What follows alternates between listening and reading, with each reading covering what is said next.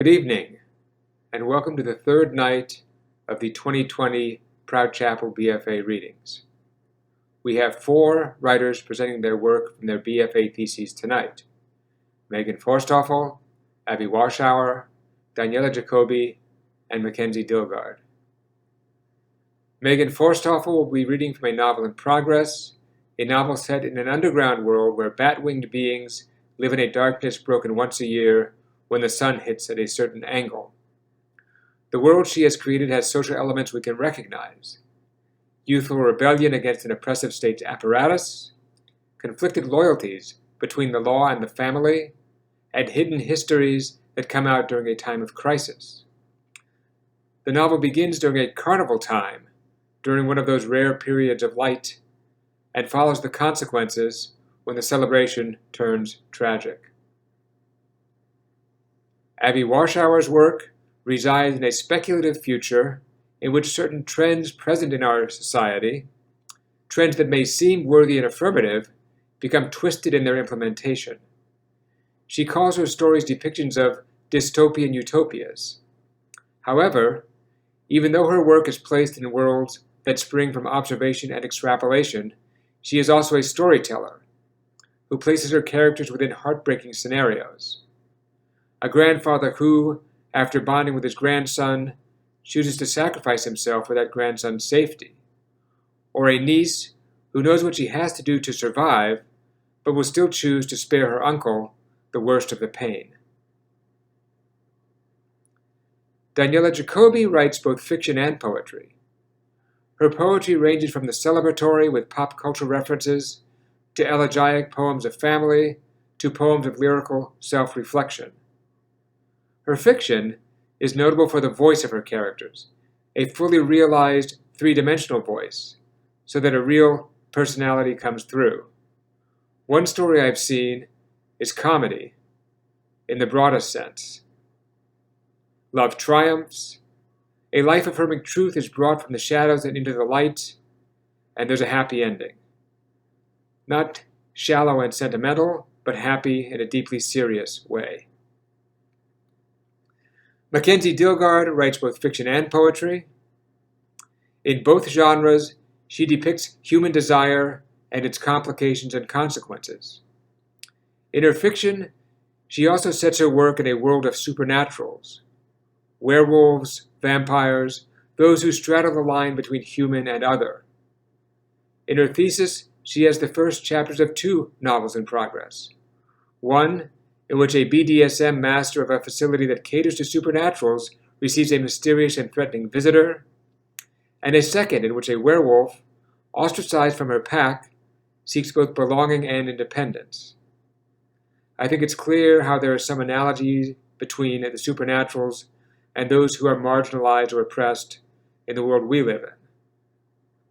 I hope you'll enjoy the work of all 4 writers tonight, as I have.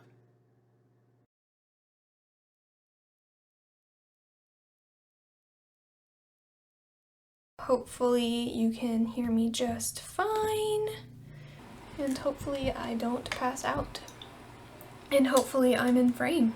Okay, my name is Megan, and I'm going to be reading some excerpts from my thesis. My thesis is one piece. It's the beginning of a novel that I have been putting off for quite a while. This is kind of a passion project of mine. I've thought about it a lot, both my sophomore year and my junior year, but I've always been a little hesitant to start it, just because I've thought about it so much that you kind of get into your head about not wanting to start it in case you're not ready and it's not perfect. But I decided to just go for it for my thesis, and I'm really happy with how it turned out. So I hope you guys like. I'm going to start with an excerpt just at the very beginning of the story. And yeah, here we go. The stench of the crowd hit Caleb's nose hard. It was thick and salty, a toxic mix of body odor and street food. The solstice festival was as unavoidable as the sun, flooding every surface throughout the mountain. For the first and only time in the year, Caleb squinted up at the mountain's underbelly to the peak far above him. The sun broke through in splinters from the top of the Verstos mountain, showering the otherwise dreary cave systems with golden confetti fit for a festival. Caleb would have been more up for the revelry, but the past year had brought with it a quite rambunctious new generation. Alida had mentioned the festival for weeks before the solstice, eager to get out of the house and away from the stressors of fresh parenthood. It didn't take much for Caleb to cave. Alida would be in the dumps for weeks if she had to miss an event like this, and his father-in-law was always around the corner, ready to sweep in and change her mind. Plus, he had a hunch Alida would go out anyway, and it would be a bad look for newly spoused to be seen alone.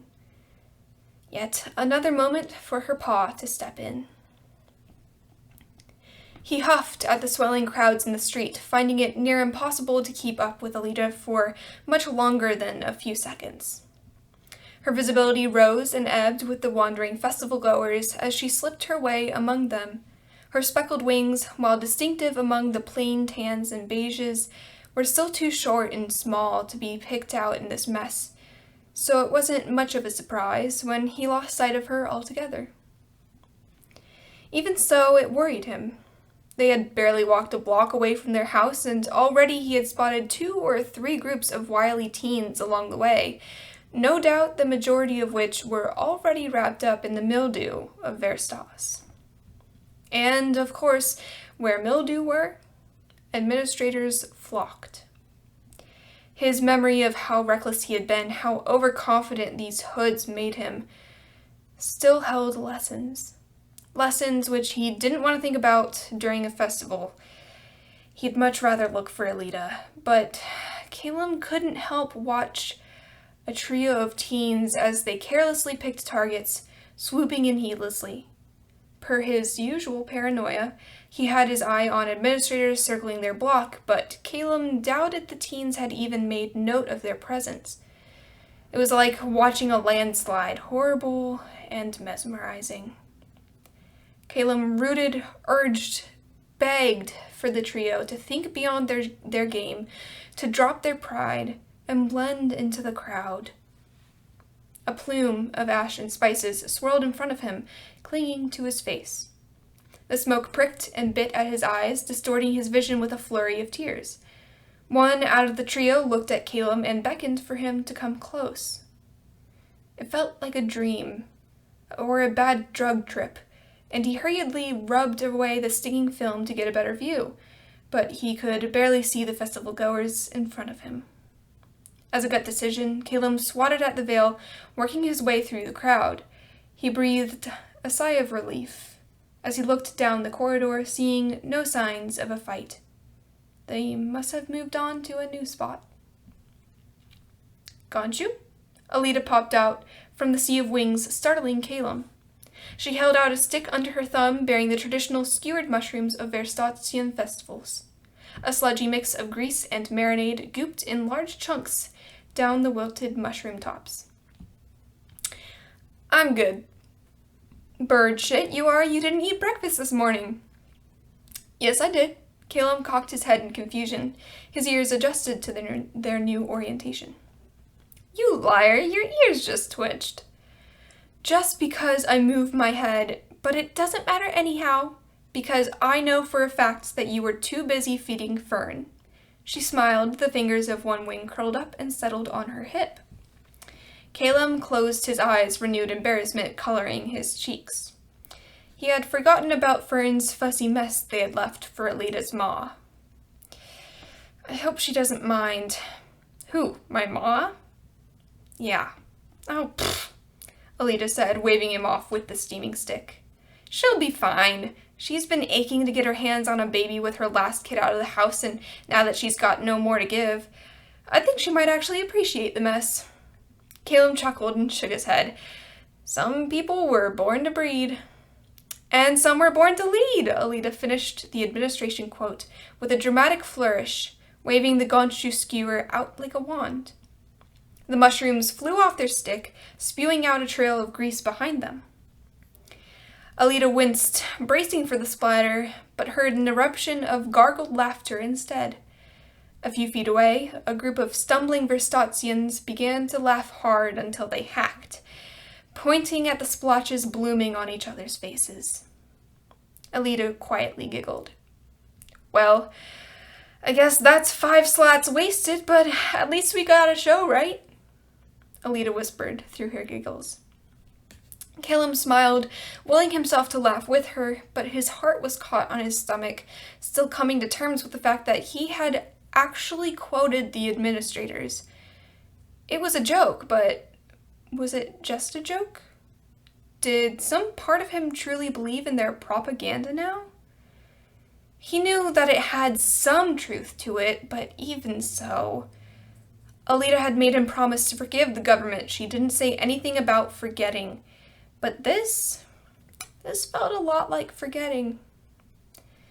Calum wrapped his wing around Alita, guiding her away from the drunk hysterics before it attracted any lurking administrators. So that's the end of the first little segment I have. I'm going to skip through just a little bit, give you a short segment just for some context. But between the ending of that section and this upcoming section, basically they have some fun at the festival. You get to see more of their world, and they also end up meeting with Alita's dad. He is an administrator, the sort of police organization in this world, and he notices Calum is in pain. He has a chronic injury in his knee, and he's experiencing pain, so their dad gives them this drink.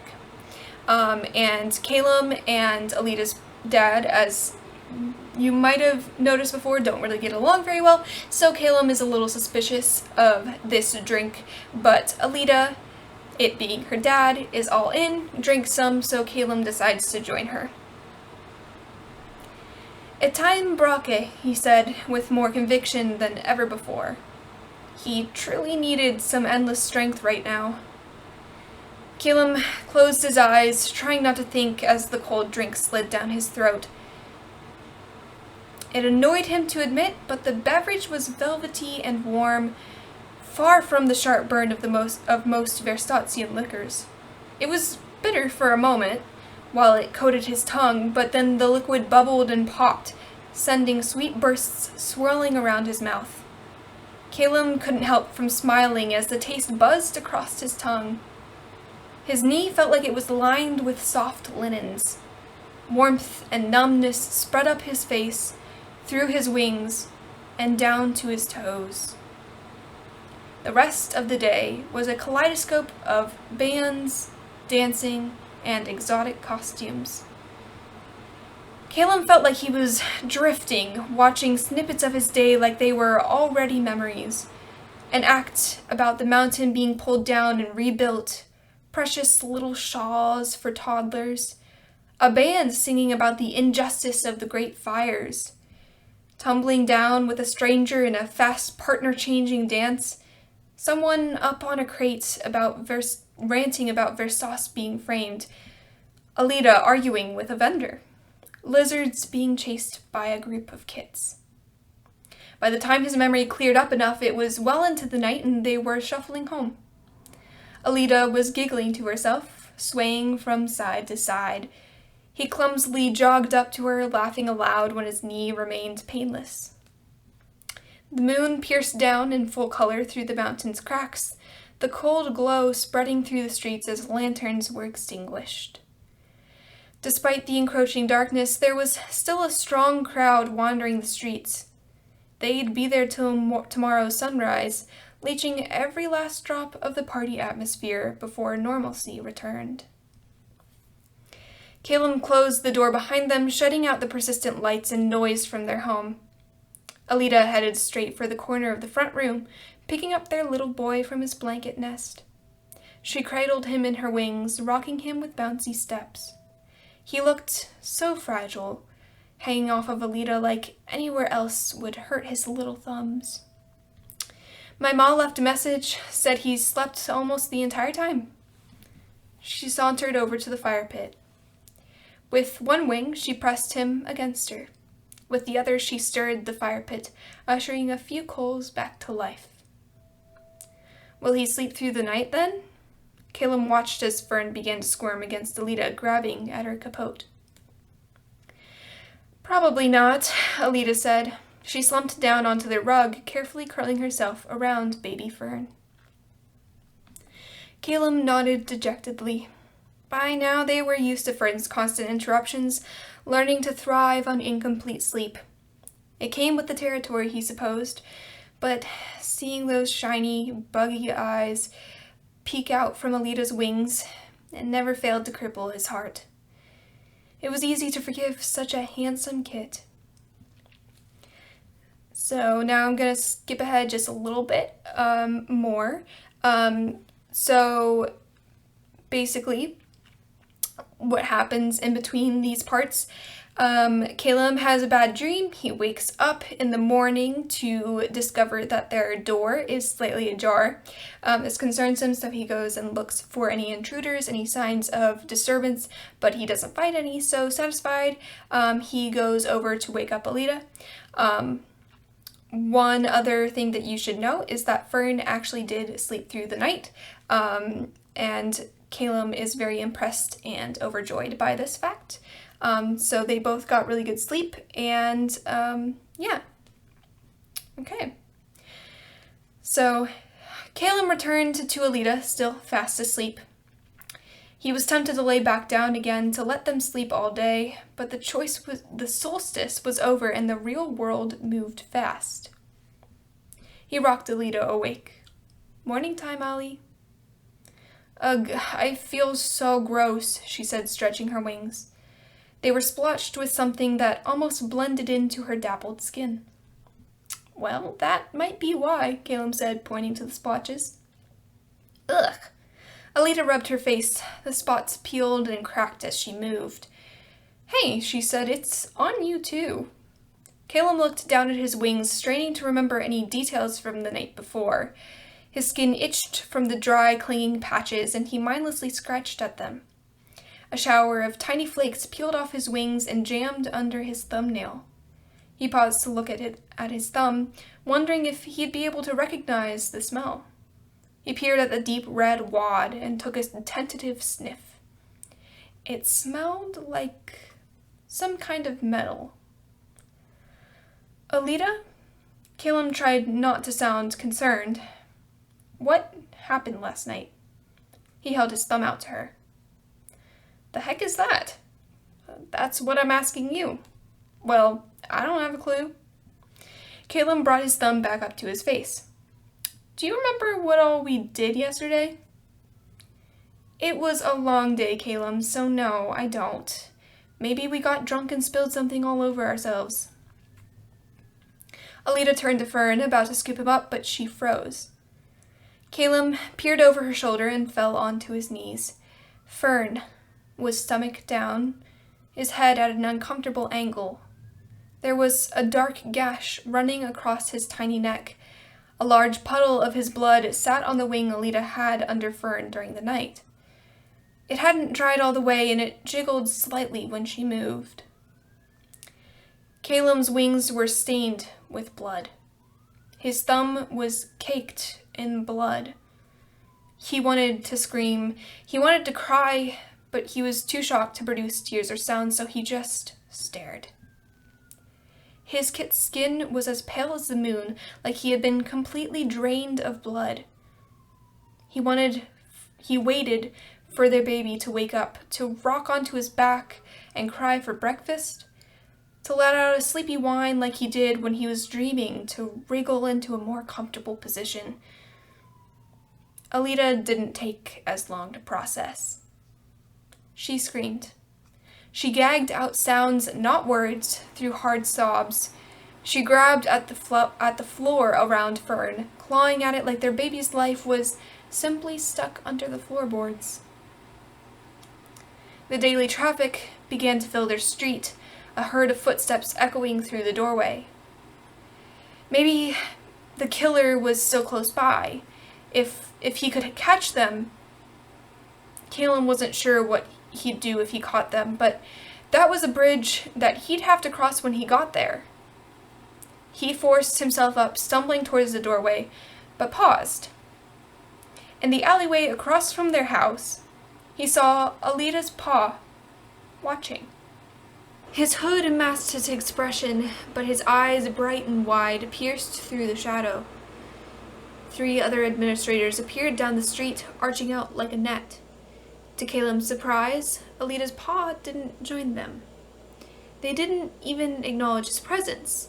Instead, he slunk further into the shadows, looking with wide eyes at the encroaching administrators. He frantically shook his head in short bursts, gesturing urgently and mouthing something which Caleb couldn't make out. Then, as one of the other administrators drew near to his hiding spot, he slipped further and further into the alleyway until he disappeared altogether. Caleb slammed the door closed and rushed to their storage crates. And that is going to be the end of my excerpts. I hope you guys enjoyed, and thanks for listening.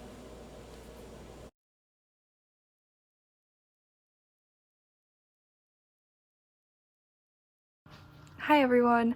So today for my thesis reading, I'm going to be doing my short story Fuel. It's a short story that I've worked on since sophomore year in college, and it really spurred on the ideas in the rest of my thesis, so it's a pretty big deal. Yeah, so I'm going to go ahead and start reading it. Thank you all for listening, and I hope you enjoy it. Though he ate every inch of his zucchini and sweet potato dinner, Don knows he isn't keeping any of it. As his trudge back home becomes more of a struggle, he begins looking for a private spot to spill his dignity. Thankfully, a dying gas station is just a few feet away. Its sign is dangling in its windowed door in fragments across the floor. The cream paint is completely peeled off in big splotches around the building. Besides that, the actual building is bare-boned. The hoses on the cement, not even a drip of gasoline from their mouths. His mind flashes to an old commercial with thick steak lathered in sauce and juice dripping between the grill's charred teeth. Don's stomach growls just thinking about it, and the way his mouth used to water at the sight. He hasn't felt that way about food since before the green diet, and damn did his stomach know it. But here and now, as he walks up to this creaking gas station, Don knows this is pretty low. Not just the inevitable vomit lurching through his stomach, but the mere fact of it. Here he is, staring at a dying gas station, as a dying man, with a dying stomach, and thinking that this is a great place to die, or at least an acceptable vomit spot. He grabs a piece of the metal door and pushes it open. It gives a rude creak. Not a yell or anything loud, but just mean, and it doesn't make Don any more comfortable. He knows he won't find any better food here. Any food would have been ransacked long ago by whoever was left in the town. The shelves are falling off the walls, hanging on by a handful of loose screws. One of the aisle shelves is completely knocked over. Don might have expected to find a nest of some sort hiding in the shelf, an instinctual but delusional thought. If the world is empty of any and all meat, why does he expect there to be even something as small as a rat? Don grips the wall and staggers to the men's restroom. Its sign on the ground next to it. He falls into one of the stalls and lets out all the greens he ate for dinner. The greens are yanked out of him and splat into the empty toilet. No water left. He takes a breath, wipes his mouth out on the sleeve of his coat, and leans against the stall. His coat, once freshly ironed out and clean, is just as ragged as him now. What's the use? No need for the high and mighty outfit anymore, and it's best to accept its role as a vomit napkin. Don looks around, catching his breath. The bathroom is just as gone as the gas station itself. He notices a broken mirror, dangling stall door, and the unnatural smell of the vomiters before him. After catching his breath and trying not to lose it after the stench, he holds onto the stall to get up. Even after puking, he still doesn't feel quite right. His legs feel like jello. Damn, he misses jello. Don makes his way to the sink and holds onto one. He looks into the mirror, its shards only revealing freaky images of himself, all distorted and pale. As a man who watched sailors come in every night with their nets full of fish, he never expected for them to come back empty one day. It still hadn't felt real when his father finally sold his cattle farm for a condo, after all the cattle had been confiscated and caged. All his life he was surrounded by meat, and then suddenly he wasn't. A soft tap hits the tile floor beneath him. Don didn't have much on him, but he checks his pockets quick to see if he dropped his keys or wallet. He hears the scrape again and turns around. With brown and black speckled fur crouching on the tile, the source of that little clank is a skinny pup. The pup tries to jump on the toilet and slides down the bowl's curve. Don watches in disbelief. He closes and opens his eyes, not trusting that his weak old mind isn't playing tricks on him.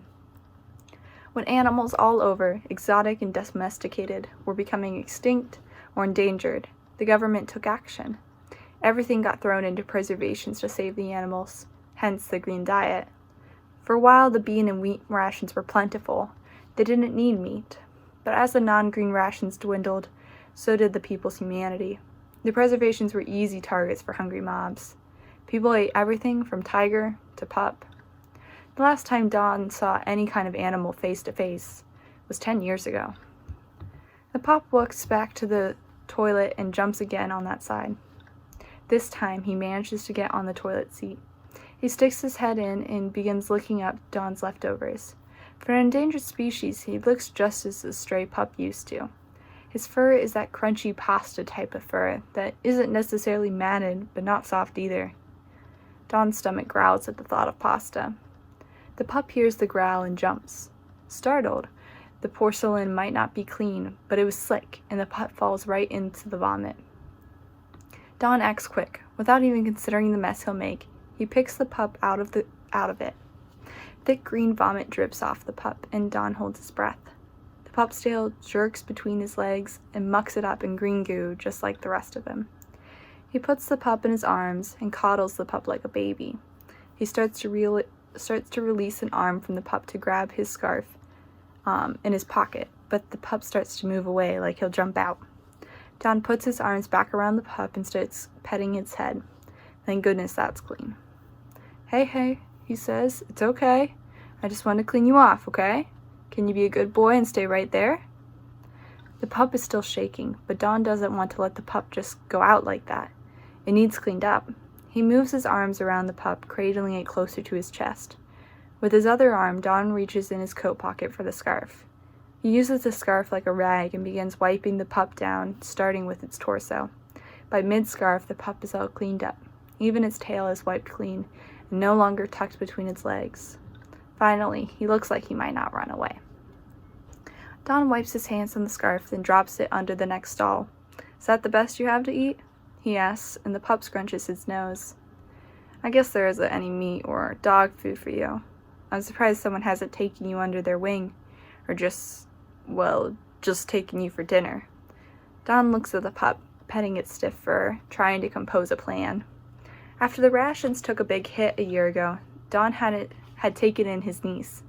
She's a finger-pointing 30-something who can barely keep a job and has one too many things to say about the green diet. Though he agrees, her ferocity concerns him. His instinct is to take the pup home and give him something to eat and a warm bed. However, the moment Liz looks at that pup, she'll want to have it for dinner. Don tilts his head and sighs. What am I going to do with you, little guy? The pup's eyes close, and Don slowly gets up from the floor. His vision goes black for a little bit, and he leans back against the stall to hold himself together. He nearly forgot that he just puked out most of what he ate that day, and is now incredibly malnourished, and thus on the verge of a blackout. With the pup still in his arms and his vision clearing up, he goes out of the bathroom and into the gas station shop, looking for any kind of cushion or box. All that's left are broken aisle shelves, one standing and the other on its side in the back of the store. The fallen down shelving aisle seems like the best bet. Don tucks it into one of the back shelves in the fallen down aisle unit. The pup is more awake now, but doesn't question the movement. The pup is neatly tucked in the shelf, and Don straightens up, remembering the scarf he tossed aside. He goes back to the bathroom, rips the scarf in half, and takes the clean half into the shop again. He lays it over and around the pup to keep it warm. It may be spring, and scarf weather is ending, but all Don can think to do is wrap the pup in a blanket. It just always seemed like the thing you do when you were caring for someone. He steps back, and the heel of his boot pushes something, causing a scrape, a snap, then a violent clang. Don turns around and finds a rusty claw trap, skidding against the tile, its teeth interlocked. He forgot all about the traps. They were scattered across fields, in the forests, and in backyards. It's been years since he saw one, years since there were any squirrels, raccoons, or groundhogs to even need traps. He picks it up, slivers of rust falling off, and drops it into a bathroom sink, putting it far away from the pup's reach. The pup survived well enough already, but Don wasn't ready to risk it, especially with a death like that. "You're one lucky pup," Don says.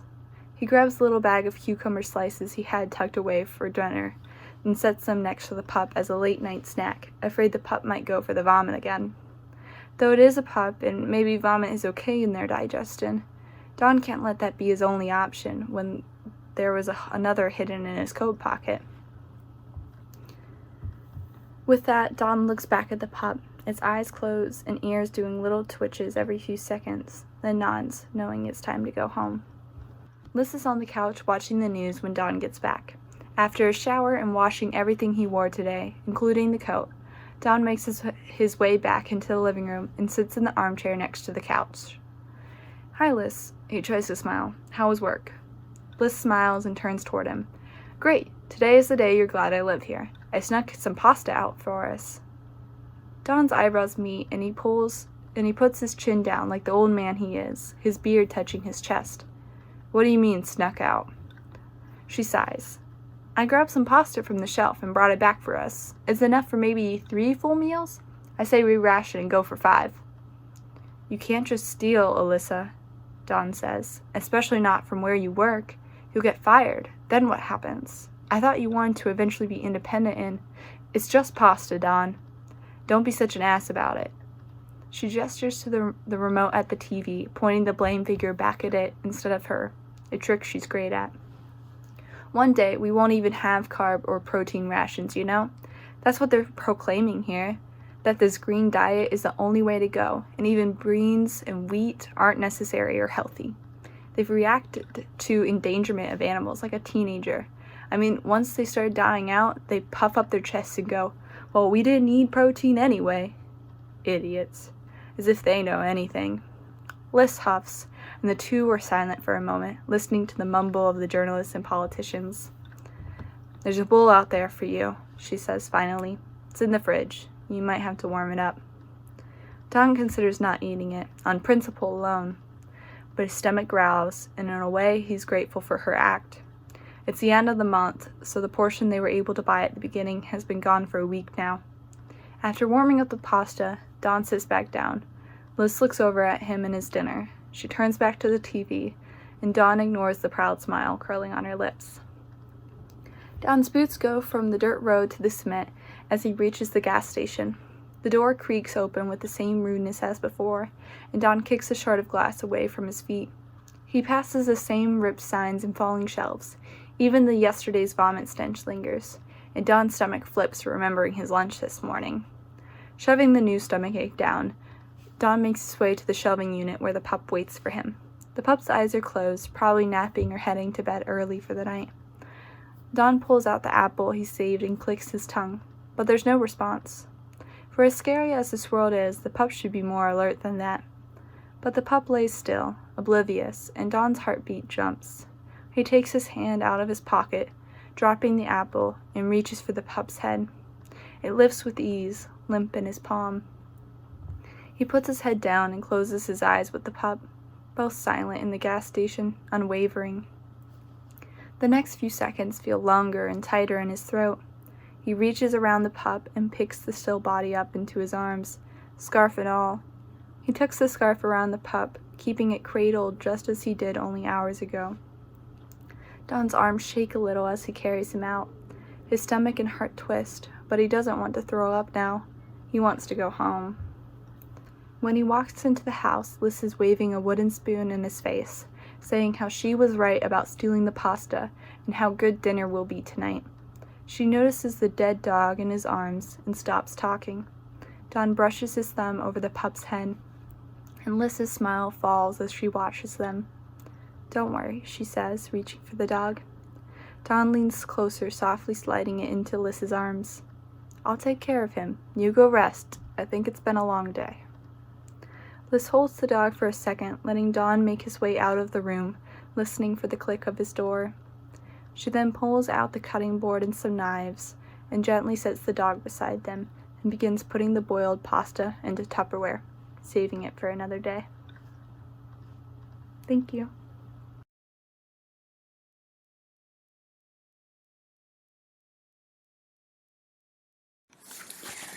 Hello, my name is Daniella, and I will be reading 2 poems for you tonight, as well as a snippet from a short story.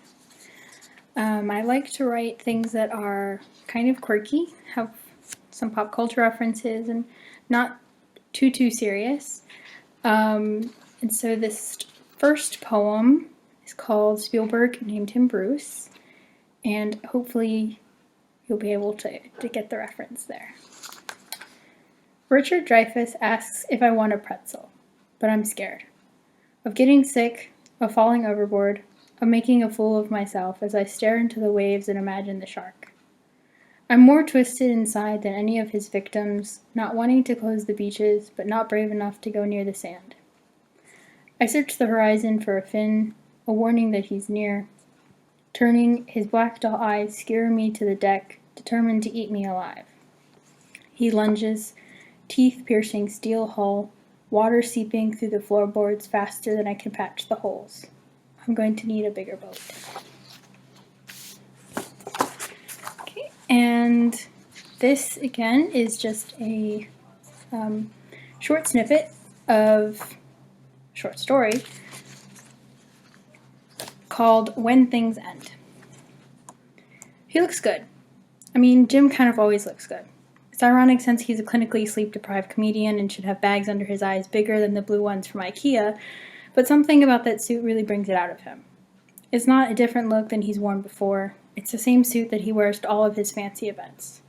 Talk shows, award shows, his cousin's wedding that he dragged me to 5 years ago because he was recently divorced and didn't want to seem pathetic. Yeah, it's that suit. I never let myself acknowledge how nice he looked in that suit before, or how nice he looked in general. I was really lying to myself. He's presenting the next award at the show tonight, and his entrance jokes are actually funny in comparison to the other presenters the Emmys have been ushering on stage. It makes sense, since he's a comedian turned actor, turned writer, turned director, but he really is hitting all the marks. Maybe it's because I haven't seen him in about 2 years. I wonder how the girls are. They must be so big now. I would see them almost every day when I was Jim's personal assistant. 6 years as his PA, and now I'm here, nominated for an Emmy for my own miniseries with the BBC. Well, I was nominated, but I lost about 10 minutes ago. It's okay. I think. I knew going in that I wasn't a front-runner. The show that won was receiving all the buzz, and rightfully so. Even knowing this, I'm still crushed. Yes, the woman who won deserved it with her self-reflective satire, and yes, I was in stitches when I binged it last night. It still doesn't mean that I won't be going back to my hotel room later and consuming the entire pint of Ben & Jerry's I have left in the fridge. It was a 2-for-1 deal at the store, but the first one didn't make it past the 3rd episode yesterday. Really, I was a fool when it came to Jim. I really messed everything up. And to make it even worse, it wasn't until I ruined our friendship that I realized that I didn't see him as just a friend.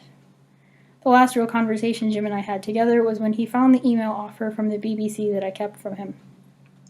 Jim and I go way back. We met after I pulled myself through a grueling and financially draining 4 years of school, studying screenwriting at NYU. Unfortunately, my job search for a position in a writer's room was coming up with nothing, and I wasn't a trust fund baby. My parents were supportive of my creative endeavors and might have helped me a little, but they couldn't fully support me after graduation like some parents of my classmates. I wasn't going to ask them either. So with my bills piling up quickly, I became desperate for something to supplement my strict ramen diet. A friend told me about a personal assistant job for a C-level celebrity, and though I was worried I would be saddled with a snob or jerk, my rent was more important. After a lengthy phone call in which Jim and I talked about everything from the job responsibilities to Tom and Jerry cartoons, I pretty much had the job. We did agree to meet in person, though, our place of choice being Herman's, a coffee place in between our apartments. Soon, we were meeting there every week so we could go over his schedule while drinking from their bottomless mugs. He was on a comedy sketch show back then, and I would only see him once a week since his schedule wasn't that crazy. I would mostly set up meetings for him, look for any interesting side projects, and make sure that he got home to his wife before she called me asking why he was late for dinner. Aside from that, I had plenty of time to myself. This was either spent waitressing at a crappy Herman's knockoff or writing scripts to send to producers in hopes that one would be selected, and I could jumpstart my real career. My career was the main reason for my moving to LA, with him after spending years as a PA in New York. More opportunities for scriptwriters were on the West Coast, and when Jim decided he wanted to move across the country, I jumped to follow him. After his divorce, his ex-wife moved with the girls to Ohio, and he quickly realized that although he loved his job in New York, there were more ways to advance his career in LA. He wasn't sure if it was the right move for him at first, since he would be leaving a steady paycheck and a job that kept him in the public eye. I remember him calling me at 3 a.m. shortly after his divorce was finalized, having an anxiety attack while rambling into the phone and making absolutely no sense. Jim, you have to calm down, okay? I can't understand you. I don't know what I should do, and I can't breathe, and his voice was rising the more he talked, the more his brain overworked itself. The panic in his voice and his harsh breathing pulled me from my bed and had me scrambling to find my shoes and house keys in seconds. Listen, Jim, I need you to take a deep breath for me. It sounds like you're having an anxiety attack right now. I know exactly what that's like, and I need you to try to breathe. It's going to be okay, but you really need to breathe. I fumbled about in my apartment for a minute, doubling back for an old bottle of Xanax before I was out the door and hailing a taxi. Jim, I'm coming over. I'll be there in 20 minutes, okay? I just really need you to breathe and try to stop thinking so much. I know it's hard that the world feels like it's collapsing in on you right now, so I'm going to stay on the phone until I get there. Just breathe. I'll be there soon. Okay. His breathing sounded better, less ragged. Thank you. When I got there, Jim flung the door open before I even had the chance to knock and quickly pulled me inside. He was standing there wrapped up in a pink unicorn blanket, looking very much like Doc Brown. The poor guy was being hit with everything all at once, and his brain was short-circuiting. We ended up talking until it was well into the morning, weighing all the pros and cons. By the time I left him to travel across Manhattan in my sheet pajamas, he was confident in his choices and had a list of houses to look at when he arrived in LA that Friday. I had thought that was going to be the end of us working together, and I had already started to update my resume. Surprisingly, he asked me at Herman's the next week if I could continue being his PA in California.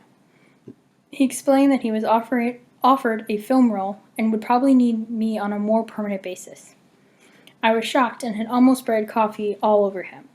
Instead, it went all down the front of me and onto the table. Oh God, I'm sorry. He started to flail about and grab napkins to try to clean up, but I had thought his worried expression was so funny that I just erupted into laughter. Soon, the two of us were laughing and smiling like idiots, drawing looks. Once we'd both calmed down, he sobered up and explained himself. I met up with a friend when I was in LA, someone I worked with a few years ago, and he wants to work with me again on a project he's developing. He's got it written and all the funding for it, so he's currently searching for the cast, and he wants me for a supporting role. It wouldn't start filming until after this season is over, so I won't have a scheduling conflict with the show, but he trailed off and shifted in his chair. He glanced around the cafe before he took a deep breath. I haven't accepted the role yet. I wanted to hear what you thought about it. I mean, we work really well together, and you're always steering me in the right direction. You're not just someone I pay to keep me organized, you're a real friend. His face broke into a huge, slightly awkward smile. Would you come with me to California? Help keep my life from falling apart? I know that you're established here and it'll be difficult to relocate, but yes. What? He had looked up from his twiddling thumbs in shock at my response, mouth dropping as his eyebrows disappeared into his hairline. Sure, I'll continue working for you in LA. But why? I like what I do, and you're a good boss. He looked relieved but slightly suspicious. The truth was that I was thinking about my writing and the potential benefits of living in LA while trying to be a screenwriter. I genuinely did like working for Jim, and he was a great boss, not just a good one. But the truth was that I wanted to be a screenwriter, not a PA. I went to school to be a screenwriter, had been thinking about doing that ever since I was a kid and first saw Star Wars. Being a screenwriter was my dream. I wanted to be behind a Darth Vader-like reveal, not run errands and devote my time to helping someone else succeed. Jim definitely deserved all the good things that were coming his way. He was kind and down to earth, and he never made me feel like I was just a PA. But at the same time, I wasn't actively doing anything to push myself forward. When I helped Jim the week before with deciding about LA, I realized that I wasn't doing enough to further my own aspirations. I had even decided that the next job I had was going to be in a writer's room somewhere, not as a PA. I paused and took a sip of my coffee, hiding a smirk before I revealed my number one reason for why I had said yes. But most importantly, I'm sick of the New York winters, and this skin could really use some vitamin D. His face lit up with a smile, and 3 months later we were in an LA IKEA looking for furniture to fill our empty new homes. To this day, I don't really know why I never told Jim about my own plans. He knew that I went to school for screenwriting and that I was writing scripts, but I never told him that I was unhappy with my lack of success. I don't know if he ever guessed this about me, but I do know that he was always willing and eager to know my opinion on what he wrote when we finally settled in the Golden State. I truly was motivated by my career, or lack of one, but I also wonder if my feelings for Jim were an underlying factor for following him.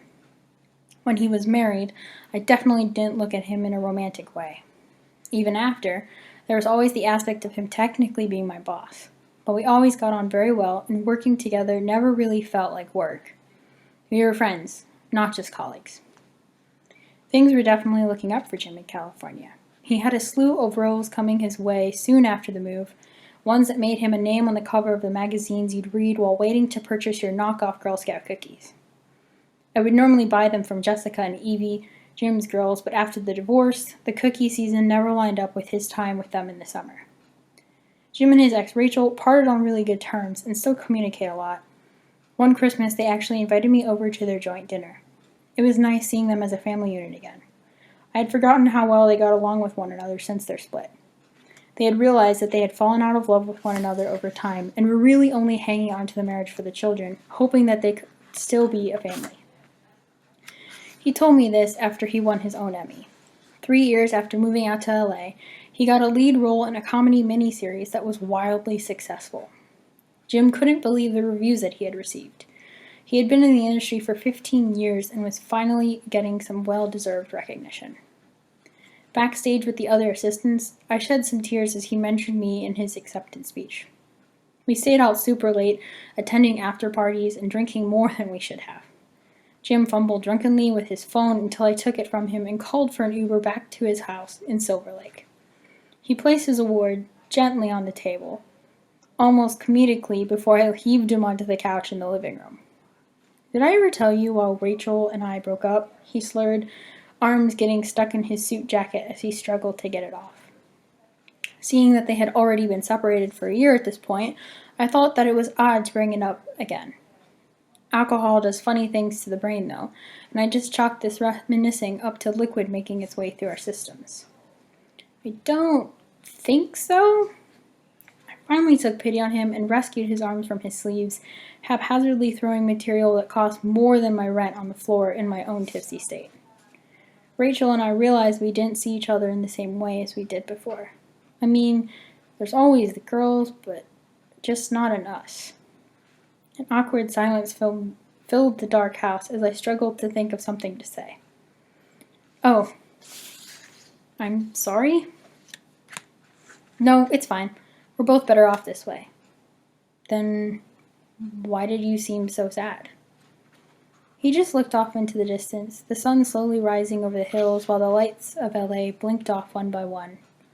He was silent for a long time before he quietly answered. "It's sad when things end." Nothing more was said after this, and we both fell asleep on the couches sometime after while watching the lights slowly turn off in the city. So, I know that didn't sound the happiest or the funniest, but it was a good place to end on a story that's quite a bit longer than that. So I will leave it there. But I will end on a much happier and lighter note with my last poem, which is called Dear Side of My Brain Wearing a Hawaiian Shirt. I know you are busy listening to Shakira, her sultry vocals replaced by a banjo. Too often one side dresses in a business suit, well-worn sneakers mismatching, wandering from one task to the other. I could really use your Richard Simmons enthusiasm, your Nicolas Cage strangeness. You once told me the fight scenes in The Lord of the Rings sync perfectly with Mamma Mia, but lately I only hear silence. Did you jet off to a night convention, metal clanging to the cha-cha slide? The Arctic where penguins interact with plush baby penguins? To where cookies look like ramen? I need you in pineapples and hibiscus flowers, my air marshal in a blizzard of beige. Don't tell me you took your shirt off only to tie it to a marshmallow roaster, to wave and surrender. Thank you.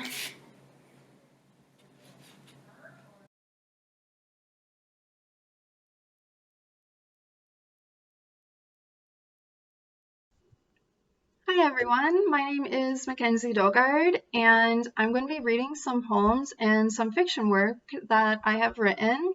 I am going to warn you in advance that I do write erotica, so some of the descriptions in the fiction pieces do go into a bit of detail.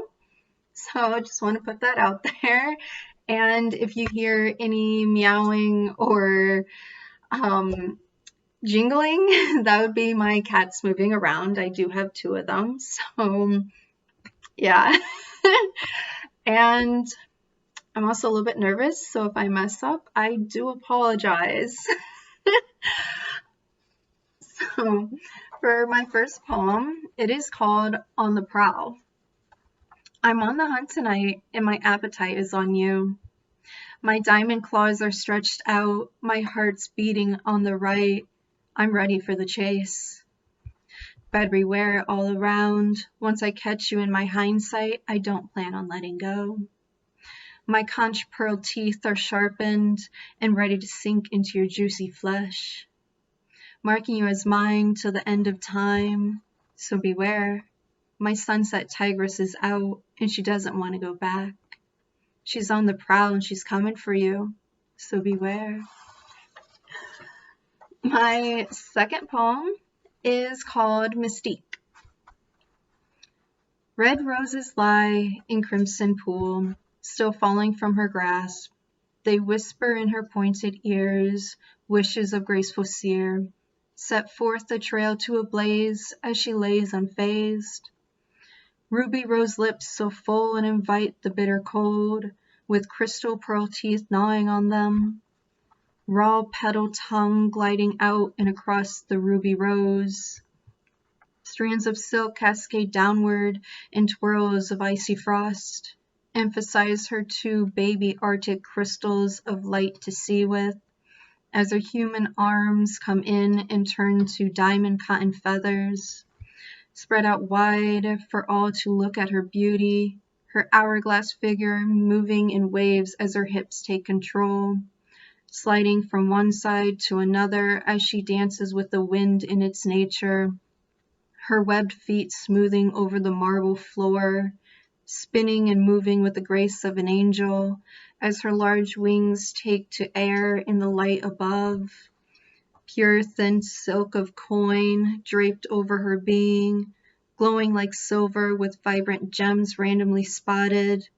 Skin of porcelain snow as smooth as marble rock with gold. She dances with graceful glides and reaches for the heavens above, as she glows bright with her wings spread wide, and her spirit is free as she wishes to be. So those are the 2 poems I had. Now on to the fiction work. So this story is called Her Order is Law. I called Chase into my dark-lit office as my frustration started to get the better of me. The financial books were not right once again. The numbers were off by $200. Last time, they were off by $100, and I had given him a warning about it. Now it's doubled, and I can't be having this happen every time the books are done, not with the council coming in less than a month. If they were to see any type of mistakes like this one, they would take away all the funding and support for this place, and I'm not about to have that happen. Chase walked into my office wearing black khaki pants and an open button-up white shirt that showed off his muscles, especially his six-pack. Both women and men here seemed to like this look on him because it showed his boyish, shy side with a hint of a bad boy waiting to be discovered. I admit that it looked good on him and he brings in his share of customers, but when it comes to numbers, he seems to lack the basic knowledge of calculation. Chase, what did I tell you about double-checking these numbers? We cannot afford to make any more mistakes. I'm sorry, Miss Temptress. It won't happen again. His blue eyes showed a little worry in them as he cast them downwards to the cherry oak floor. He stood a foot away from my wind oak desk that was in the middle of the 40 by 40 foot office. This is the third time that this has happened with you. Go to the flogging room and wait for me. I gave him a displeasing look as he stood there and fidgeted. I knew he was nervous by the way he was fidgeting. Maybe now he'll learn how to listen and do the job right when I'm done with him. Yes, Miss Temptress. He turned and left my office, his short sandy hair moving just the slightest as he walked out and shut the door behind him. He needed to learn how to do his job right, because if he doesn't, then I'd have to let him go, and I didn't want to do that to him. Chase was a good guy, but every time he does the books, he always seems to mess up the numbers somehow. And right now, I cannot afford any more mess-ups. The council was coming, and I needed everything to be perfect. The council comes here once a year to check up on everything and make sure the place was running right. After a couple days of observing and confirming everything's in order, they'd have the place to themselves to relax and enjoy the services that are provided by the Black Rosetta. And I'd make sure every employee hired would be always on call and ready to do orders and be presentable. I do not employ slackers. I pride myself on how I train my employees and how hard working they are. When something needs to be done, they are already on it and make sure the customers have everything they need. A heavy sigh escaped my lips as I thought about the humans. I felt bad for them because most humans would go their life never knowing about the joy and wonderment of supernaturals. We were not just some crazed monster that lurked under the bed or hid in the bushes waiting to attack. My chest began to ache as I felt the pain of those that suffered from human hands. I couldn't blame them for being afraid because supernaturals did at one time kill humans to survive. Now it feels like the roles are reversed. Ugh. Why can't people in general just be kind and accepting? Things would be a lot easier. We hope to one day coexist with them in harmony, with the whole world knowing about werewolves and other supernatural beings. But for now, we coexist in secret. And Black Rosetta is a place where supernatural beings can come and be free, where their greatest desires get fulfilled. It is a place where no one is judged and all supernatural beings are welcome. Black Rosetta is the only place in the world that is like this, the only BDSM realm for supernaturals. That's why it is so important that everything goes well and my employees are on top of it all. Exhaling, I set the papers to the side and got up. The chair squeaked back as I pushed it back, leaving the leather, musty smell of my office behind. I started out the door and the walk to the flogging room. I wish people could do their jobs right for once. It gets annoying over time. Once or twice is fine. But doing the same mistake repeatedly over time was not something I cared for. I don't like punishing my pack members, but how else was he going to learn? My heels clicked on the stone ground, echoing through the halls with authority. People passing by lowered their heads as I held mine high. It was a sign of respect. They went on their way to different rooms and to get toys. The toys that we had ranged from whips and butt plugs to bed restraints and cock cages and pussy clamp spreaders. There was quite the collection of sex toys that were both pleasurable and painful. It just depended on how the submissive liked their desires to be met. My mate was the one that introduced me into ball gags and bed restraints. The rest we did together and experimented with one another. We used to try everything together, like anal beads, different sized dildos and vibrators, nipple clamps, cock rings, everything. I was his submissive as he was my dominant, at least for a short while. Sometimes things happen in life that are out of your control and you have to live the rest of your life with it. If it wasn't for my human side, I would not be here running the Black Rosetta, and the supernatural world would never have had a safe place to go. With my head shaking from side to side to clear my thoughts, I continued on my way down the hall. The halls were a simple white color that overlapped the red brick behind it with pictures of erotic doms and their submissives in their natural state here in one of their rooms. One picture had two clients, Sylvia and Vlad, who were showing their status roles in different positions. Vlad was sitting in a royal red and gold chair that looked to be from the Roman era. The upholstery was all done in red, while the framing was done in vibrant gold with a golden lion head with wings behind it right under the armrest. A really nice Roman chair that helped accent Vlad's power. He was dressed in leather pants with no shirt on, which showed off his muscles on his arms and stomach. His face had a 5 o'clock shadow with black short hair hanging slightly by his pointed ears, making him have a bad boy vibe. Vlad's eyes were blue, which popped from how tan his skin was, almost golden from how he glowed in the picture, while Sylvia's skin was slightly tanned. Sylvia's face was leaning into Vlad's hand on the right as she looked up at him with pleading golden eyes that sparkled in the light. Her vanilla hair hung loosely around her shoulders in waves like the ocean, and her breasts lie upon her chest in excitement. Nipples erect and wait for attention, while the front of her body sits angled at her dom. Her buttock sits visibly for all to see with a black thong just above her ass. It truly was a sight to see, in a well-taken photo of them together. There were similar pictures lined throughout the halls in different positions and with different people. Some of the pictures were of males and females, while others were female and female, or male and male. Others even had 3 to 4 members together with just one dom and 3 subs, or 2 doms and 2 subs. Everyone had their unique taste and desires that they presented, and we always tried to encourage everyone's differences and show that they are not alone. It helped make other people more comfortable knowing that they were not alone and that they could make their fantasies reality here.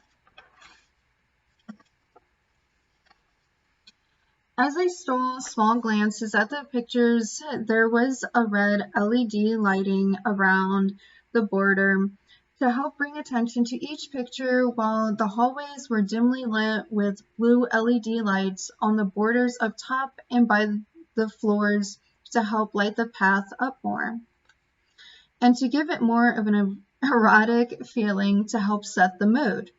Each room had a gold nameplate beside it with black letters. Some rooms had the name of the doms, while other rooms were more general rooms that were open for anyone, like the flogging room.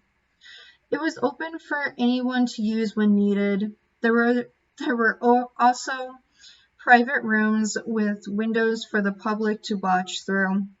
Those rooms were to help visitors get a taste of what happens here and figure out if this place was right fit for them. They would watch through the window as the dom and sub would interact with one another, and each dom and sub were different with how they played with one another. Each dom and sub had their own routine and rules that they agreed upon before starting anything. As time went on, they would learn more about each other, and sometimes the rules would change with them, but everyone was always respected. If someone was not being respected, then it would be dealt with by one of my supervising guards or by me personally. I make sure everyone is safe and is comfortable here. Any type of fear or worry is taken care of right away. This was my pride and joy and possibly my legacy that I would be passing on to someone else someday. I took a left down another hall, stopping just a few feet away from the flogging room as I heard someone say my dom name. Miss Temptress, may I have a word? Turning around, I saw my assistant in black leather pants and a matching leather corset with black glittered high heels that stopped about 3 feet away from me. Her blonde hair with red highlighted head was bowed in respect. Her hair half shielded her face, ending at her shoulders. Yes, you may. What is it?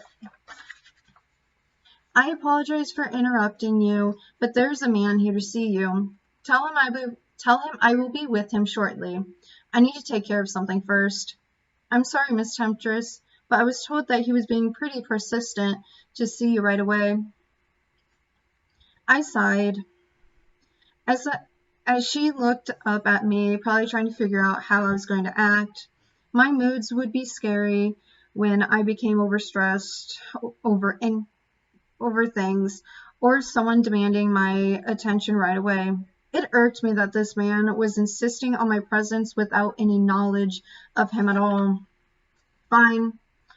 Send Miss Lady, then. I have a sub that needs to be punished in the flogging room.